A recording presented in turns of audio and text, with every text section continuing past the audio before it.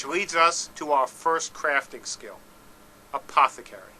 Apothecary is a skill that allows players to create potions, lotions, and powders.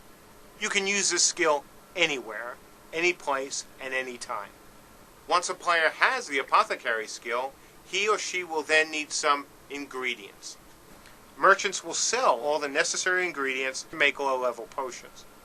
However, ingredients for high-level Apothecary will naturally come from cultivating, scavenging, and butchering, and a few other surprises. So now that we know where we get ingredients, let's run through how a player uses Apothecary. The first thing a player needs is a container. No crafting, of course, can be done without one. It's messy and it burns your clothing. Most Apothecary containers have 4 slots. The first slot is for the main ingredient. Main ingredients determine what kind of potion you are going to make. However, main ingredients are very, very unstable. To make the overall concoction stable enough to succeed, you'll need to add additional ingredients. Once you've started hunting down higher level ingredients, skilled potion makers will realize that they can start designing potions. So the Apothecary system at its heart is all about experimentation. It's about taking this ingredient and that ingredient and that ingredient, putting it together and see what happens. Sometimes things work really well. Sometimes things work exceptionally well. Some ingredients make concoctions more stable. Some make potion effects last longer. And some even increase the number of doses made. If your creation is unstable, there is a chance that the potion will fail. Luckily, although your container may be destroyed in such a failure, the ingredients gathered by player skill cannot be lost. So, here's another example of how we leave so much of the decision-making regarding the crafting system up to the player. Let's say you're going to do RVR tonight.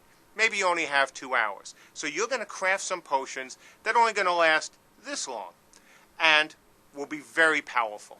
On the other hand, if you were going to do PvE and wanted to play for, say, 6 hours, you're going to craft potions that are a little less powerful but will last this long.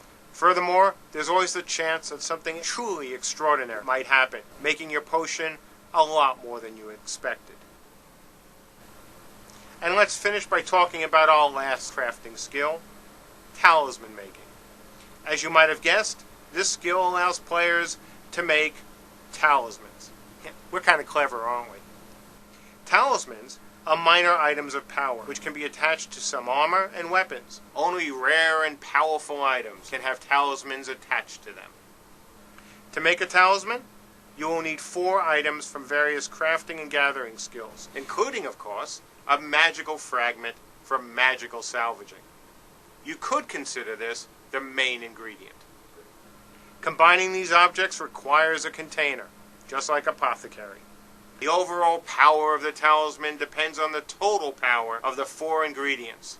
More powerful fragments and essences are likely to make a better talisman. Some talisman effects give bonuses to stats, armor, and resistances. More powerful talismans can have much more elaborate bonuses. I can assure you of one thing, that no matter what, you will see that what we are trying to create is something different, something interesting, and we hope and expect that it will be fun as well. If you look at what we did at Camelot, taking something that was heavily evolutionary, but with enough revolutionary things in it, like RVR, to make it a great game. That is what we're trying to do with the crafting system. Take a non-recipe based system. Take a non-grindy based system. These are not new ideas, but take them and put them together in a really interesting way. A way that will be fun for the players, whether they're PvE geared, whether they're RVR geared, whether they just, frankly, even want to craft a little bit. All in all, I think we are on track to having a great system. But in the end, it will be up to you to decide whether we've hit it or not. I hope we have. I hope we've hit a home run with this system, just as we have with things like the Tome of Knowledge, with public quests, and other things in our game that are really going to set a new standard for MMOs. We are working very hard on this system, and over the next few months, we're going to talk a lot more about not only what I've talked about today, but other systems as well. We hope you find them as compelling to play as they have been to make. But no matter what, I thank you all for your interest in our game, in crafting, and just frankly everything else that we do here. I hope you enjoyed as much as we have enjoyed making the game so far. Thank you very, very much.